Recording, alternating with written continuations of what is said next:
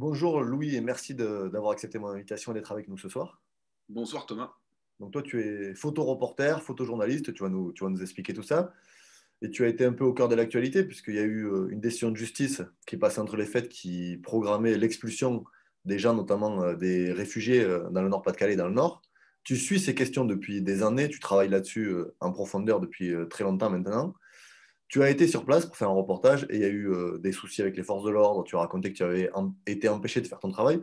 J'aimerais que tu nous racontes comment ça s'est passé. Pourquoi tu es allé là-bas plusieurs jours alors qu'on sait que d'habitude les journalistes ils y vont que un ou deux jours, mais toi tu as souhaité travailler plus en profondeur. J'aimerais que tu nous racontes un peu ton expérience, comment ça s'est passé, qu'est-ce que ça en dit aussi sur la période par rapport à ton travail. Alors, pour me présenter brièvement, ouais, je suis photojournaliste depuis 5 ans maintenant professionnellement après mes études. Et je suis ces questions-là migratoires, que ce soit en France ou à l'étranger, depuis 2014-2015. Pendant ces vacances, en fait, j'avais vu en amont, déjà il y a un mois et quelques, que des expulsions avaient lieu quasi quotidiennement. Et en fait, ça, tout ce corpus d'informations que nous, journalistes, on peut l'utiliser. C'est les associations, surtout sur place, les ONG et les bénévoles qui font le travail en amont de répertorier ce qui se passe. Là, je pense à HRO, Human Rights Observer, qui, sur ses réseaux sociaux et même tous les ans, font des rapports où ils expliquent un petit peu quel jour, quelle heure, comment ça s'est passé. En constatant ces expulsions qui sont du coup quasi quotidiennes, ou tous les 2 jours, on a décidé avec Simon Ami, qui est rédacteur, qui écrit et moi la photo, de partir pour une bonne semaine sur place pour suivre quotidiennement comment ça se passe, que ce soit du côté des bénévoles, que ce soit du côté des personnes migrantes et aussi des forces de l'ordre, pour essayer de voir un petit peu une semaine type, entre guillemets, à Calais, comment ça se passe. Et justement, comment vous avez travaillé sur place? Qu'est-ce que vous avez rencontré comme difficulté?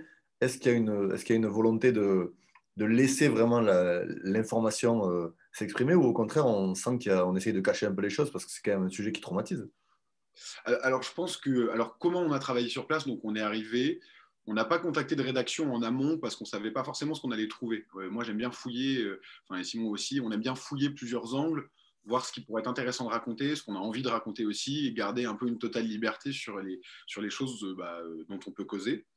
Donc, on est arrivé les premiers jours, et dès les premiers jours, en fait, donc, les bénévoles qui suivent ces expulsions-là quotidiennement nous ont dit: écoutez, les gars, ce qui pourrait être intéressant, c'est que vous veniez à 5 heures du mat, comme nous, tous les matins, voir comment ça se passe. Donc, on a dit: bien sûr, Banco, nous, on vous suit, et on a envie de montrer un petit peu comment ça se passe. Donc, 29 décembre, 8 heures du mat, on reçoit un appel, donc on était à Calais, on reçoit un appel de personnes sur place qui nous disent: voilà, il y a une expulsion en cours dans un bois à Grande-Sainte, donc à une trentaine de kilomètres de Calais. Donc c'est le bois du Puitouk. Donc on a foncé direct au bois du Puitouk en voiture, et on est arrivé à peu près au même moment que les forces de l'ordre. On a suivi des camions au moment où ils arrivaient, on est descendu, et là tout de suite le commissaire de police nous a dit: non, vous ne passerez pas. Moi j'étais là, contrôle de papier d'identité, contrôle de carte de presse, le monsieur photographie mes papiers d'identité avec ce qui semble être son téléphone personnel, et il me dit: vous passez pas. Et je vois derrière lui passer une bonne vingtaine, trentaine de policiers aller dans le bois. Et je lui explique: mais écoutez monsieur, moi j'ai aussi envie d'aller voir ce qui se passe dans le bois. Le but c'est pas d'entraver votre travail non plus, c'est juste de pouvoir parler aux personnes, savoir ce qu'elles ressentent quand elles se font réveiller comme ça à 8 heures du mat sans crier gare, etc. Donc, nous est opposé un refus. Je suis recontrôlé par ses collègues 5 mètres derrière. Enfin bref, ils étaient assez tendus alors que voilà, je voulais juste, on voulait juste faire notre boulot et un peu parler de cette matinée-là. Et finalement, au détour d'une inattention des forces de l'ordre présentes, je gruge, je passe dans la forêt et puis on fait des photos du coup de ces mecs de sociétés privées qui lacèrent les tentes des réfugiés pour pas qu'elles soient réutilisables par la suite. Et c'est ces images-là qui ont un petit peu tourné et tout. Le lendemain, donc le 30 décembre, à Calais, cette fois-ci à Coquelles, en banlieue de Calais, et ensuite à Calais même, 4 expulsions différentes, pardon, et à chaque fois interdit de passer et interdit de photographier. Et c'était des interdictions pas forcément orales, en mode vous passez pas, mais aussi des empêchements, enfin des entraves physiques avec la main devant l'objectif, le gars qui te pousse et qui te dit non, tu photographies pas, ou le phare au-dessus du camion de CRS qui éclaire ton objectif quand tu essayes de photographier. Donc un peu relou quand tu essayes de faire ton travail, qu'on t'oppose à un tel refus et qu'on te dise: ah non, c'est les ordres de la préfecture. Comment toi, tu tu ressens cette interdiction qui est posée, alors que tu le dis, vous faites simplement votre travail. Pourquoi il y a une tentative d'entraver clairement le fait que vous montriez, que vous témoignez? Parce que c'est simplement ça, en fait, c'est donner de l'information.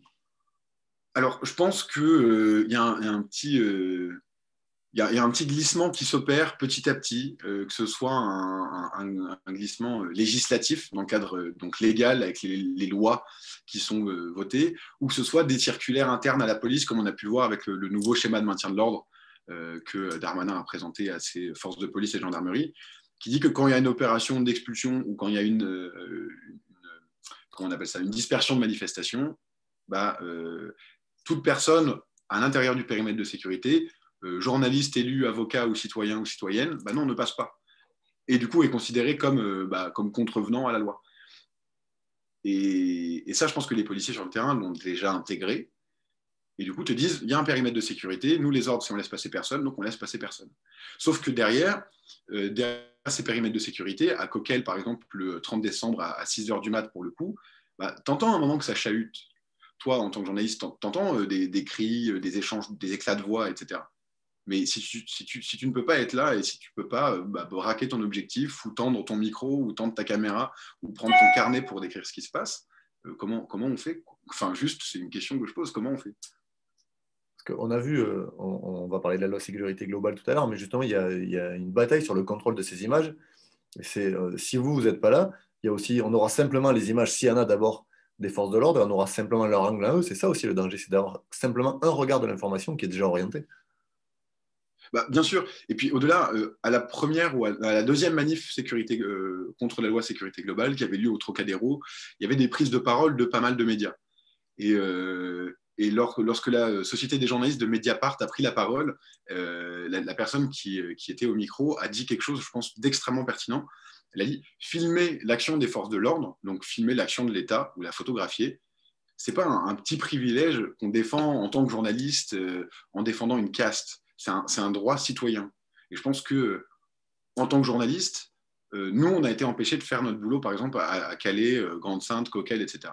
Mais des bénévoles, donc des citoyens, qui veulent témoigner aussi de cette action de l'État quotidiennement ou tous les 2 jours sur les camps de réfugiés, sont empêchés par la police depuis des années de faire ce travail-là aussi, qui est un travail de recensement, voir s'il y a des actes illégaux, voir s'il y a des problèmes, des atteintes à la déontologie dans la police, voir s'il y a des heurts. Enfin, ça paraît normal que chacun puisse le faire tant qu'il met en danger personne, quoi. Alors justement, suite à l'interdiction que vous avez subie de faire votre travail, vous avez saisi la justice par un référé liberté. C'est ça. On a eu le jugement il y a quelques jours, 4 5 jours, s'il me semble bien. Tu peux nous dire Ouais. ce qu'il dit le jugement et quelle suite vous allez donner à ce jugement-là? Alors, au sein du tribunal, il y a eu des moments un peu lunaires où, par exemple, le sous-préfet du Nord, je crois, ou du Pas-de-Calais, parce que les deux sous-préfets étaient présents, Nord et Pas-de-Calais, parce que Grande-Sainte, c'est dans le Nord, Coquel-Calais, c'est dans le Pas-de-Calais. On dit nous ne pouvons prouver la présence des requérants le 29 décembre. Mes photos de lacération de tentes, qui sont parues d'abord sur les réseaux sociaux, puis ensuite dans le Canard enchaîné ou dans l'IB, ont été prises ce 29 décembre à Grande-Sainte. Donc, il y a un problème. Et ensuite, un des sous-préfets a dit ces opérations d'évacuation sont terminées. En disant ça, la juge a statué et à la suite du délibéré a dit votre requête elle est plus urgente vu que les opérations d'expulsion et d'évacuation sont terminées. En tous les cas, celles du 29 décembre et du 30 décembre elles sont terminées, donc il n'y a pas d'urgence à ce que vous saisissiez le tribunal, donc vous êtes débouté. Donc, on n'a pas été débouté sur le fond du dossier, qui étaient les entraves à la liberté d'informer, qui étaient les entraves policières, le périmètre de sécurité, etc., qui a été débattu extrêmement rapidement à l'audience. On a été débouté sur il n'y a plus d'urgence, les opérations sont terminées. Alors qu'un des sous-préfets avait dit qu'elles avaient lieu toutes les 48 heures, étonnamment, alors que l'autre disait qu'elles étaient terminées. Enfin bref, voilà. Et puis on a bien revu, dès le lendemain, dès le surlendemain, ces derniers jours, il y en a encore. Et c'est toujours les bénévoles, du coup, et des journalistes sur place. Je pense à des journalistes du Média, notamment, qui sont venus, de France Inter, je crois aussi. Enfin, d'autres journalistes qui sont venus. Et Simon aussi y était, et a encore été empêché de bosser sur ces évacuations matinales, quoi. Alors, la prochaine étape, normalement, juridique, c'est le Conseil d'État. Normalement, oui. On se ferme aucune porte, mais on a besoin aussi de temps pour réfléchir à la manière dont le faire et pouvoir collecter aussi des preuves d'autres entraves. Parce que si pour la juge, il n'y avait pas d'urgence, que tout était terminé et que du coup, il n'y avait pas d'urgence, les faits de ces derniers jours prouvent que c'est la même chose et que les journalistes sont empêchés de travailler, que les bénévoles sur place sont empêchés de voir ce qui se passe, ne serait-ce que visuellement. Et du coup, ça pose un problème. Du coup, on y réfléchit, on est en train d'en discuter avec des avocats qui ont été mandatés par le syndicat national des journalistes, qui nous a soutenus dès le début. RSF a aussi commis 2 tweets sur le sujet pour nous soutenir. Et voilà. Est-ce que tu vas y revenir, toi, sur place? Ah bah ouais, moi j'aimerais bien. J'aimerais beaucoup. Là, j'avais que 2 semaines de fenêtre de tir pendant les vacances scolaires, mais je pense qu'il retourner rapidement dès que l'occasion se présente. Et puis même si l'occasion ne se présente pas, on est parti vraiment sans rédaction derrière nous, sans médias, juste dans le but de vouloir raconter un peu ce qui se passe sur place. Et ce côté quotidien, routinier et de harcèlement un peu de ces personnes sous les tentes. Parce que quand c'est quotidien, quand on vient te réveiller tous les matins pour te dire bouge de 50 mètres et qu'on te détruit ta tente, c'est enfin, ça rentre dans la définition du Larousse de harcèlement. Enfin, voilà. Moi, j'ai découvert au travers de ton reportage et tes photos des choses que je ne mesurais pas. Par exemple, je ne savais pas qu'il y avait des agences, enfin des services privés qui accompagnaient les services de police pour détruire les tentes parce qu'ils ne se contentent pas de virer les gens. En fait, ils détruisent y compris les tentes. Donc, c'est le seul moyen qu'ont ces gens de dormir. On voit qu'il y a des mineurs et normalement, l'obligation, c'est de les reloger ou enfin, de les proposer une solution d'hébergement. Apparemment, ce n'est pas fait. Donc, il y a quand même un certain nombre de choses qu'on a intérêt à diffuser parce que, en gros, l'État ne respecte pas ses obligations. Bah, c'est certain. Et ces évacuations matinales et la destruction des tentes, parfois elles sont détruites alors qu'il y a encore les effets personnels des personnes à l'intérieur. Enfin, quand tes seuls biens, c'est une tente, une couette, un manteau avec à l'intérieur tes papiers qui te permettent de faire ta demande d'asile, ton téléphone et 20 balles en liquide, tu as besoin de les avoir. Et parfois, ça part à la benne. Et du coup, les personnes ont un mal énorme à récupérer leurs affaires une fois que c'est détruit. Toi, tu suis toutes ces questions depuis longtemps. J'ai retenu une phrase que tu dis dans Le Monde elle m'a fait sourire si c'était pas si grave. Tu dis sur ces questions-là, il n'y a que 2 personnes jusqu'à présent qui m'avaient empêché de faire mon travail. C'était en Hongrie Viktor Orban et c'était au Maroc. Est-ce que depuis que tu couvres ces sujets-là, tu sens un durcissement à l'intérieur du pays du traitement que vous avez, vous, journalistes, pour couvrir ces questions migratoires? Bah, disons que je pense que un des policiers, quand il m'a empêché de faire des images le 30 décembre, à Calais même, près du stade, donc il me dit non, vous ne pourrez pas passer. Donc là, vu que c'était la 3e fois qu'on me disait ça, flemme d'argumenter, je m'allume une clope et je commence à discuter avec le type. Et il me dit ouais, les images, ça fait 30 ans que vous les. C'est la même chose depuis 30 ans. Et je lui fais mais non, en fait. À chaque changement de président de la République, la politique est différente. À chaque changement de ministre intérieur, la politique migratoire est différente. À chaque changement de préfet, de sous-préfet ou de ministre de l'Intérieur, la politique migratoire est différente. Et du coup, c'est vraiment. Ouais, il y a un durcissement petit à petit et je pense qu'il y a une forme de honte aussi des pouvoirs publics qui savent très bien ce qu'ils font, mais qui n'ont peut-être pas forcément envie que ça s'ébruite. Tout à l'heure, on a évoqué la loi sécurité globale. Il y a des nouvelles dates qui sont à l'agenda. Tu étais évidemment de celles et ceux qui étaient mobilisés. C'est quoi les suites sur cette bataille-là? Parce qu'on a connu un très fort pic de mobilisation avec une énorme manifestation parisienne. Et on sait, quand on est militant, qu'à chaque fois, quand il y a des vacances, souvent, ça vient mettre un coup d'arrêt à ces mobilisations et c'est difficile de repartir après. Comment vous allez remobiliser? Vous allez créer les conditions? On va créer les conditions de faire reculer le gouvernement parce qu'ils ont dit qu'ils retiraient l'article 24, qui n'est d'ailleurs pas le seul problème de cette loi, puisqu'on demande le retrait intégral de la loi. Qu'est-ce qui va se jouer dans les semaines à venir? Parce que le sujet est toujours sur la table.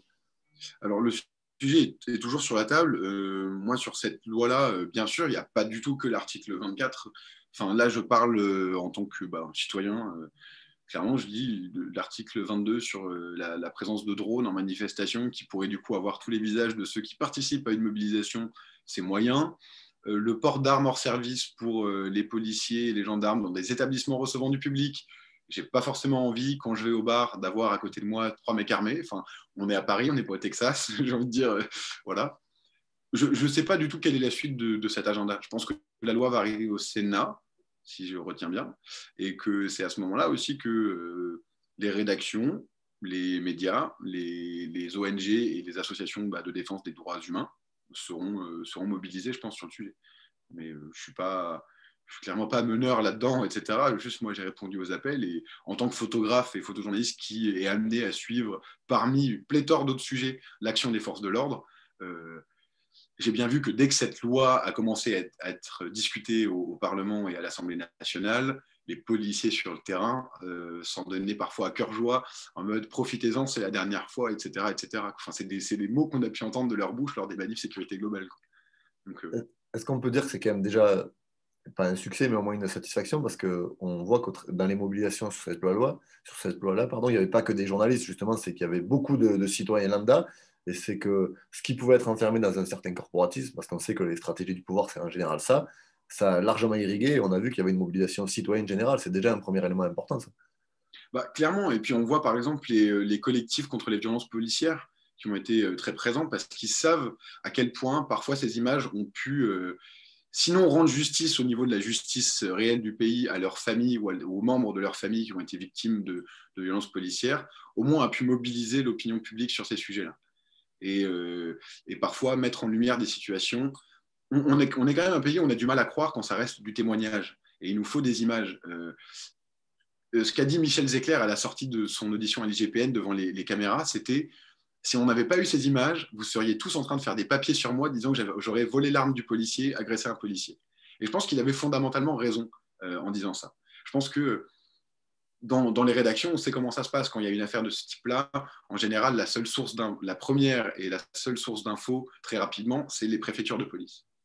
C'est pareil en info locale, dans les quotidiens régionaux ou départementaux. C'est souvent le communiqué de police qui fait foi au début. Mais si là, en l'occurrence, sur l'affaire Michel Zecler, le communiqué de police avait été publié en premier, je mets ma main à couper qu'on aurait lu dans la presse, cet homme aurait tenté de voler l'arme du policier, etc., etc. Et les images montrent bien que ce n'est pas le cas. Alors, pour préparer cette émission, on va finir là-dessus, j'ai regardé le classement de la France dans la liberté de la presse, et j'ai vu, selon Reporters sans frontières, donc, qui a quand même une certaine légitimité sur ce classement, hein, classe la France 34e derrière des pays comme l'Afrique du Sud, ce qui m'a paru totalement hallucinant. Euh, c'est pas une question simple, mais c'est quoi les solutions pour faire en sorte que ce soit amélioré en France et qu'on retrouve une liberté de la presse qui soit totale? Parce qu'aujourd'hui, on voit aussi bien au travers de la mainmise des financiers sur les médias que des entraves policières, que vous êtes en difficulté sur votre travail et qu'il y a une tentative de contrôle et de mise sous tutelle, clairement, de l'information. Je pense qu'il y a plusieurs fronts à attaquer là-dedans. Le premier front, je pense que oui, c'est la mainmise par des industriels et par des financiers des médias, et de la presse en général, de la presse nationale. Euh, Parce qu'on connaît leur connivence avec les sphères politiques, on connaît leur connivence avec parfois l'armement, les ministères de la Défense, des internationaux, des présidents étrangers, des puissances étrangères. Enfin, ça reste quand même assez grandiose. Ensuite, je pense que la DGSI pourrait moins attaquer les journalistes pour savoir quelles sont leurs sources. Je pense notamment à l'enquête de Disclose qui avait mis en lumière la vente d'armes françaises à l'Arabie Saoudite qui serviraient dans le conflit au Yémen, enfin qui servent dans le conflit au Yémen, qui sont utilisées sur des civils par l'Arabie Saoudite au Yémen. Là, on a eu quand même des journalistes ont eu accès à des documents. Et la DGSI convoque ces journalistes pour les interroger sur leurs sources. Pareil dans l'affaire Benalla. Enfin, dans quel pays on fait ça? Dans plein de pays, certes, d'accord, mais en France, on serait en droit de demander à ce que ça n'ait pas lieu. Tu es inquiet pour l'avenir de ta profession ou pour comment les choses peuvent évoluer dans les prochaines semaines, dans les prochains mois? Alors, je suis assez optimiste en général dans la vie, mais je suis assez inquiet, pas que pour ma profession, je suis assez inquiet pour le pays dans lequel je suis né en général et de la manière dont, par ses lois, il évolue aussi. Et que tout ce genre de lois-là, les lois renseignement, la loi sécurité globale, tant qu'elles sont dans la main de personnes qui en font un usage modéré, et ça me pose problème, mais ça va. Mais demain, on ne sait pas dans les mains de qui ces lois peuvent arriver. Et ces armes-là peuvent arriver dans les mains de pas mal. Et, et c'est inquiétant. C'est très inquiétant, je pense. Mais merci Louis pour nous avoir accordé ce moment et ce témoignage. Et voilà, on espère que tu vas continuer ce travail très important d'information, notamment sur les questions migratoires, parce qu'on a besoin d'avoir aujourd'hui une J'espère visibilité aussi. et des informations pour comprendre le quotidien dramatique de ces gens-là. Bah, je te remercie beaucoup pour ton invitation.